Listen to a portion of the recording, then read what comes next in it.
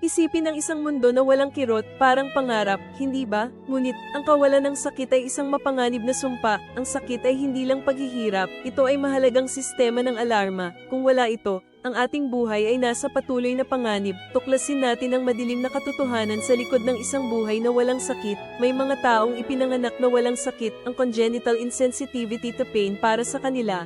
Walang babala sa paso, bali ng buto, o internal na pinsala. Ang simpleng init o matalim ay nagiging panganib. Madalas silang nagtatamo ng malubhang pinsala at mas maikling buhay. Ang kawalan ng sakit ay isang malupit na kaaway. Ang bawat kirot ay mahalaga para sa ating pagpapatuloy. Kaya, bagaman ayaw natin ito, ang kirot ay isang biyaya. Ito ang nagtutulak sa atin upang maging maingat, humingi ng tulong, at umiwas sa pinsala. Pinapanatili tayo nitong ligtas at buhay. Ang bawat hapdi ay mahalagang mensahe mula sa iyong katawan, isang babala at proteksyon. Sa susunod na makaramdam ka ng sakit, isipin na ito ay tanda na gumagana ang iyong katawan upang panatilihin kang ligtas. Ang sakit ay ating guro.